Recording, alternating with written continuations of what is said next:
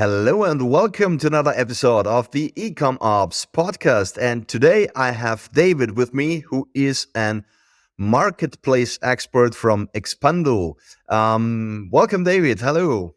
Thank you for having me. Hello. Hey, yeah, great to have you. I mean, we are neighbors. We just discovered. So, David is from the Czech Republic. I'm from Austria, and an interview here, very local in in Europe. That's always great. Thank you so much for joining, David. Let's introduce yourself. Tell us a bit more about yourself, about Expando. Why are you in marketplace business? What are you doing? The entire story, please. Okay, so guten Tag, everyone. Hello, my name is David. We are a company called EXPANDO. EXPANDO is Spanish word. It means to expand.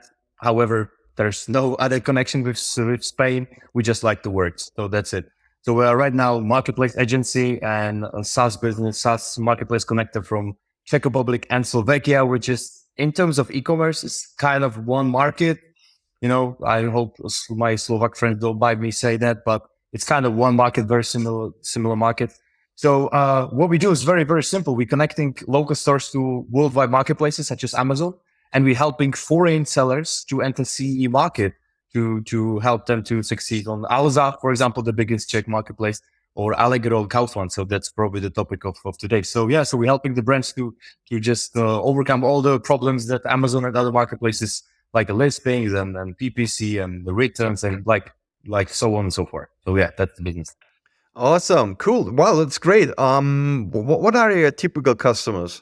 There are kind of two. I like to call them by nicknames. First of all, we call sprinter. Sprinting a lot of short tracks, 100-meter sprint, and in our terminology, it's a distributor. It's a reseller who's reselling tens of thousands, hundreds of thousands, sometimes even products which from various brands, sometimes very well-known worldwide brands. And it's about the profit margin. They're selling the electronics, they're selling fashion and so on. And they just looking to seek some new opportunities. So maybe the problems with the economy, with the inflation, especially here in Czech Republic. So they need to overcome that. So they're seeking some new platforms where they can gain some new profit and new customers. But that's the sprinters. They usually coming to us like, hey, we need some new profit because it's like slowing down for past couple of years.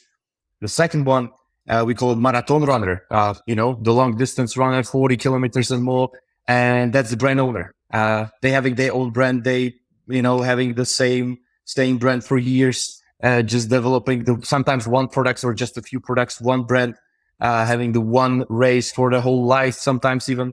And they thinking in like longer terms, but the problem is pretty much the same. We need a new customers. We need new ways how to market our brand. So that's some kind of like two different runners. Both of them are sportmen, both of them are runners, but completely different style of run. Mm-hmm. And your service is actually a SaaS software, how to list those products on those related marketplaces that you have on file. And you also offer a service to optimize the listings, or what is the other part of the story? Yeah, like 7 years ago, we began the story with just helping the sellers with whatever they want, whatever they need on Amazon. Usually, that's the biggest market for us. We start to develop our own software tool called EXPANDO app, which is synchronizing orders and synchronizing product. Pretty basic stuff, I would say. Many tools can do that. Mm-hmm. We are now optimized for Czech and Slovak market. So in this market, it's pretty standard to use EXPANDO because we are connected to very specific local systems. Mm-hmm. In terms of the worldwide sellers or European sellers, this tool you never heard about and you will not heard of in the next few months or next few years. Since for those kind of sellers, we use just very well-known automation tools from the market, from US, from UK, StinSpider, whatever is on the market to help the sellers list the products, promote them. So I would say we are much more successful in the terms of the consultation, in terms of the agency, the full service agency for Amazon, that we kind of like by coincidence have two companies. One is SaaS, one is agency. But right now we are more focused on the agency stuff because we see the more opportunity, and we see that brand sellers even need more us in this kind of stuff than we need the tool, because as I said, the tool is purely local, and in Europe there are hundreds of tools like that, so we can use that. Yeah, got it. What is so important, or what is the most important facts to get visibility on Amazon or any other marketplace? The first thing we do is we try to pick the right platform. Because from my experience, and maybe it's like echo chamber of like our small e-commerce market, but the sellers have usually, they have some expectations about, I heard about this marketplace, it's good, so that's why I want to be there. And it's like, well, it's sometimes not the right way how to choose the market. So we spent a lot of time, sometimes a lot, to pick the right platform to sell on. Because it can be like spray and pray, just do everything, but it's usually not the way how it like the brand succeed. You usually need to pick the right one. So we spent a lot of time, like 3, 4, 5 spreadsheets. We ping pong with the client about the predictions and the spends and the conversion rates and so on and the margins. Then we decided, okay, let's go on this platform because it seems like the low hanging fruit. Let's go there. So I would say that the biggest difference is we try to be 100% sure, even if it's like not at all 100%. Anytime to be sure that this platform will be successful, but we try to pick the main one. That's Cool, the biggest but obstacle. how do you choose the platform then? So what are the aspects that you're looking at? Usually it's the biggest one. There's like no magic, no magic inside. It's just about like people constantly trying to find some mojo, some special element, inside. But it's about the price, it's about the delivery, it's about the reviews. It's about the conversion rates. So that's it. We try to find, as I said, the low hanging fruit where we have the most money for least resistance, I would say. Got it. Are there any kind of products where you say, okay, I know already these kind of products will not work, or that there is no marketplace for something like that? Yeah, one of my favorite is the products which are somehow connected to like cannabis. It can be CBD, it can be stuff like that, which is very popular, which it's great category. I like it. However, all the platforms, not only marketplaces like Amazon, but also Facebook, also Google, they consistently, giving you headaches about, switching off settings, and you are banned for one day and you're not banned for next day. So those are categories, they're legal, they're great. But I'm like, when someone see I'm selling a CBD, I'm selling something which is hemp, whatever. I'm like, man, as much as I like those products, like, don't do that. It can be even airsoft stuff, which is again, like Amazon suppose it's a weapon, whatever. We have one funny story about a seller who's selling outdoor stuff. It's nothing like controversial outdoor stuff, but the company name, the legal name of the company is Army Something. Okay. And one of the marketplaces say, we have like no war policy or whatever, so we're gonna ban this seller. I'm like, it's name of the company. It's not like what they sell. Look at what they sell, and the seller is banned as well. So those kind of edge cases, edge categories, we try to avoid because it's not worth the time. In short, when you have your own web shop and you have problems finding a credit card payment service provider, then it's also hard to get listed on a marketplace. Yeah, that's it. That's true. Yeah, that's the same story. But yeah, I know about them. And to be honest, we have also a lot of customers from the CBD area and know the products are good and the products have nothing to do with the drugs. But it's in general very, very hard to get them listed anywhere because they just see the term CBD and the story is over already before it started. Yes, it's sometimes so bizarre. I think in France we get banned for selling kitchen knives because it's weapon and so on, or some like access for the garden, and so on. So it's like, well, guys, come on. Yeah, okay, I got that. Cool. And how do you handle, or how do you recommend people handle shipping, for instance? I mean, you said that a lot of your customers coming from foreign countries and they want to get this new market rolled out. I mean, shipping is something so critical that the goods are at the target in a very fast time span, and if they send from their home location, that's, I think, typically quite a long shipping time. So what do you recommend for doing the shipping? If you're a marathon runner, you have your own brand, and you're considering Amazon, the answer is just FBA. There's no other option, actually. there can be some edge case categories where it's like not, where it's optional, but when you look at the first page and there are first 5, first 10, first 20 in FBA, like don't do that without FBA. Just if you don't want to go with FBA, don't sell on Amazon.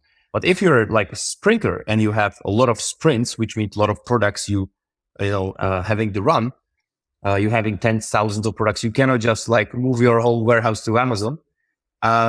Then you need to use what you got, and that's all the carriers on the market. And now the problem is, it's not a problem to get the package from your warehouse to customer, because it's kind of standardized in Europe. Everybody uses the same services. The delivery rates are pretty much same. The time is pretty much same. I think it's not a problem like this time. But the problem is, it's having the returns, because the returns making the difference. Mm-hmm. And you'll be surprised.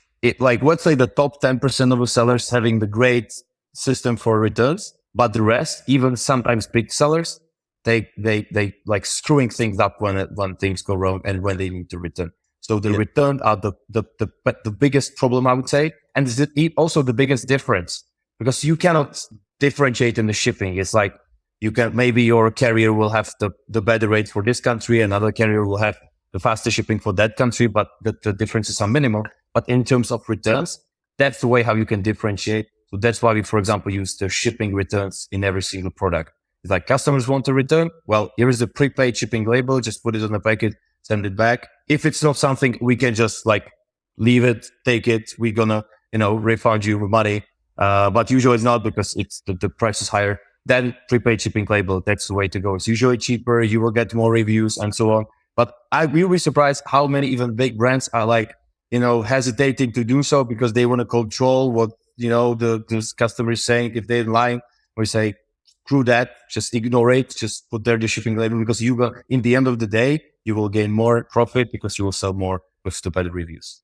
Mm-hmm, that's cool. That's a really, really good approach. When I talk to sellers, I often hear that the costs for the returns are, of course, quite high if we need to pay them, and they are more likely sending the goods back if they have already a shipping label. So these are the typical arguments. But your argument, as I understood, is that if you do that, you most likely will not have more returns than if you would not put the return label in the package.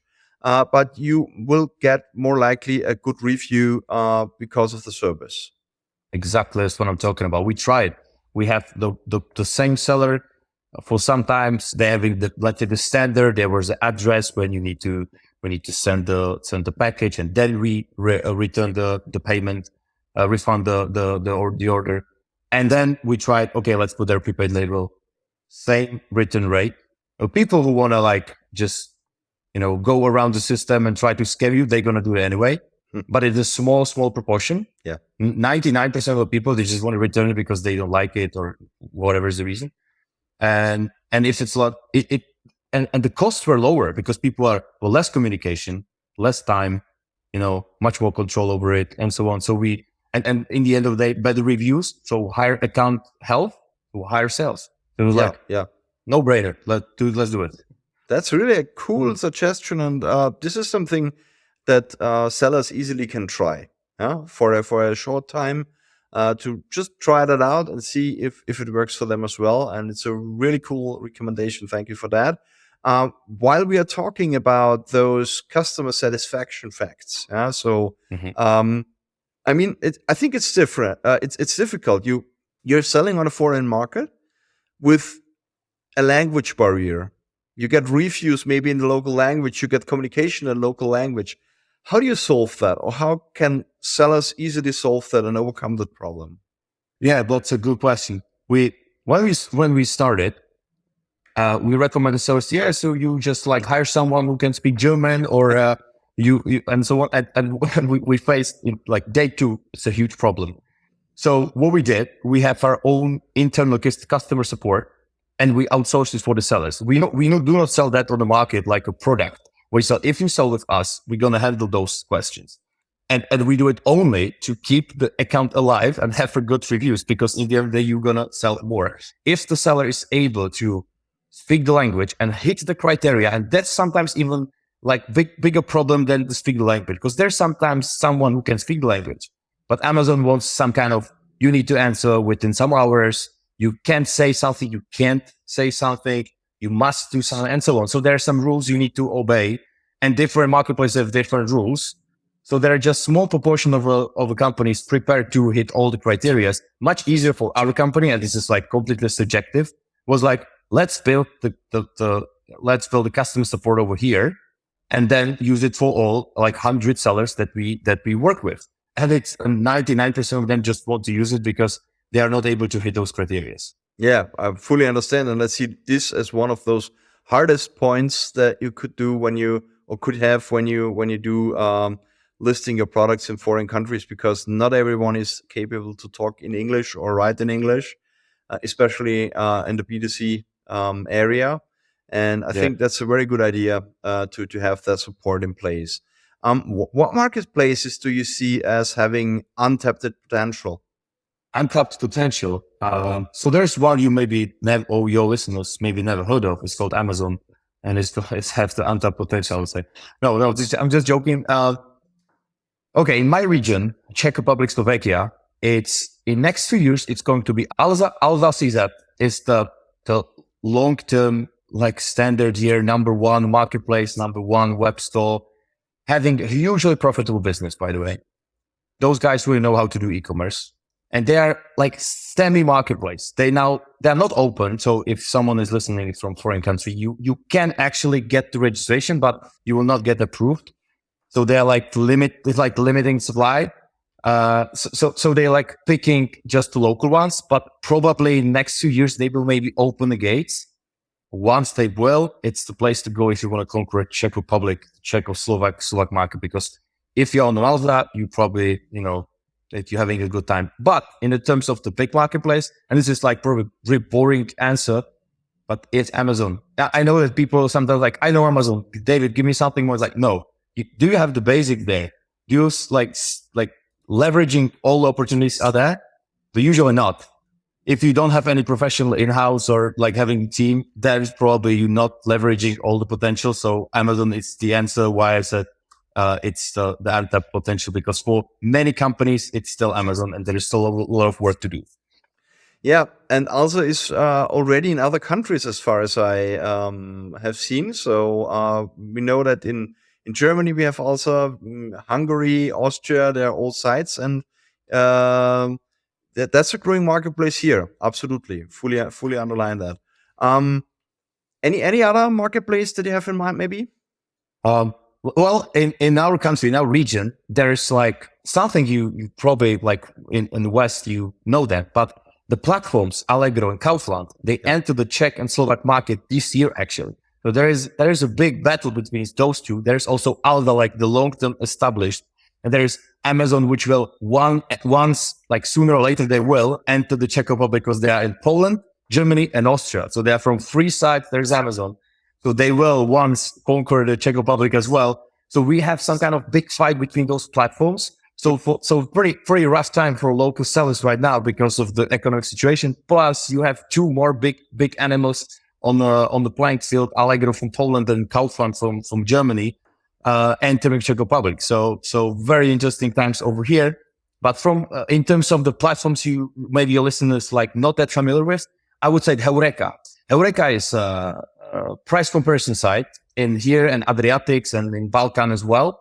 But they're changing to be a marketplace in the future. So right now they are biggest price comparison site over here, pretty dominant. But they're going to change the model in upcoming years to be a fully established marketplace. And they have like 50,000 shops or something like that on their platform and having few million visits per every single month. So once they will like finish the platform and they will switch on the marketplace, it can be another very interesting player in this region because they are not a seller. They are just a platform. And so we will see. Yeah, it would be interesting. So this leads me to a good question. Where do you see the future of online marketplaces in the next couple of years, 5 years? Amazon number 1 still. Like there's nothing that can change it, I think. But I'm afraid as well, yeah. Yeah. But it's okay. So I like Amazon. Yeah, it's true. Right now we have a big debate about the Chinese platforms, Temu, Shein, pretty rough guys over here. So, you know, there are a lot of, I don't know if it's the same in Austria, but in Czech Republic, I see that the LinkedIn and Twitter threads, the locals being like, what the hell is going on? There are no Google Shopping positions because all of them, like literally all of them are bought out of those guys. So there's like no way to compete them because they have no budget limits. So as I said, the battle will continue. There's going to be the big animals from like Amazon, but there's going to be Emmac, Allegro, Kaufland, and there's going to be the Chinese guys entering over here. So platforms will dominate. There's like no other way, I think. Yeah. And how do you see the e-commerce stores, the own stores? As probably many of you, I have my favorite stores because they have some spirit. There's something. They have some brand, we can say, but I call it like more spirit. And I like them. And I like them no matter what. If they sometimes, you know, screw the order or whatever, they are not that cheap as Amazon or they are not that quick as Alza, whatever. But I like them. So because they have something, I have some relationship with them. And I think this is the way you can't compete with the price. You can't compete with the speed. You can't compete with the scale with those platforms, but you can still compete with the heart or with the spirit because those platforms are like cold-hearted usually. They don't have any like personalized stuff. And there was a big wake-up call for Allegro, by the way, for the first few months in Czech Republic. They got terrible reviews because they just like flooded the market, like open the gates and that's it. Yeah. But the local sellers were pretty like, they were not that big, but they were like calling the customers in their language and so on. And they still keep going. So I would say it's going to be much more luxury to have some kind of traffic on the web. But if you have something extra, you are the winner. Yeah, because I have some web shops. I will never, you know, I will still continue to shop with them because I just like them and they have something I like. Yeah. So you need still a web shop, but the real business comes through the marketplaces. It depends, but I would say that for the vast majority of categories, it will like slowly turns out that the platforms will give you more and more in terms of the revenue. The profit will be smaller and smaller because of the platforms just charging you a lot. That's just the truth we need to say. And the web shop's probably going to be like for your core customers, which really like you, and they will come to your web store. But the biggest revenue will be generated on the platforms, definitely. On the platforms, yeah. What top piece of advice would you give to e-commerce business owners? Interesting. And I'm not maybe that objective since I'm like, you know, I have a skin in the game. So maybe my answer is not, can be subjective, but have someone, hire someone in-house expert, doesn't really matter, who understands Amazon. It's because the game of the marketplace is or as I see it, it's Amazon. And then there's a huge gap, and there's, in terms of difficulty, there's Amazon, huge gap, and there are all other platforms, eBay, Allegro, Kaufland. They're relatively easy in comparison with Amazon. You can maybe handle those in-house. It's like for search engine optimization, focus on Google and the rest comes with it. Yes, that's it. And Amazon is the big game. Like I never met a good seller on the platforms, which would be, I'm super successful, like on all the platforms except Amazon. Like in that case, you are not successful because maybe it's not true in every case, but you know what I mean? So get someone who knows like deep Amazon, number one, then focus on other platforms. Or maybe the decision can be, we're so unique that we're going to ignore those platforms because we can compete them. We have the heart, we have the spirit. So we don't want to sell on the platforms. We have just on web store. A lot of web shops over here in Czech Republic who like going against those platforms saying, I don't want to participate. But in that case, I'm saying, well, okay, fair enough. But what's the difference? What's going to be your approach? And if you have someone who can help you with that, or you can educate yourself, that's like easy with right now. That would be the advice I would give you. Just focus on Amazon. Awesome. Thank you so much. And as you have been talking about teaching already, my last question, as always, who has taught you the most about e-commerce in your career? I'm not sure if I have just one name, but one name which came up, which like when you say that, I have one name, and this guy doesn't know I exist. Maybe you know him. It's a guy from the Berlin Brands Group. It's called Maltek. I'm not even sure how it's pronounced. It's Karosten or something like that. I'm not sure if I'm pronouncing his last name right. I think is from Switzerland. You can find on Twitter, LinkedIn. He's CEO, I hope so, Berlin Brands Group. You probably know who is that. And this guy has so much good insights. I'm just like, when he's posting something, I need to see it. So it's a lot of insights. So maybe for all the listeners, if you're looking for some good advice, he's maybe not the mainstream guy. But like for me, it's more like super, super niche insider. Awesome. Thank you so much for your time, David. Was really a pleasure talking to you and learning a bit more about the marketplaces, and the possibilities, where to go, what to look at, and what to consider. And I really can just again underline the fact that going on marketplaces, spreading the product across different marketplaces, analyzing first what makes sense, what not, is really something that can help you grow your business.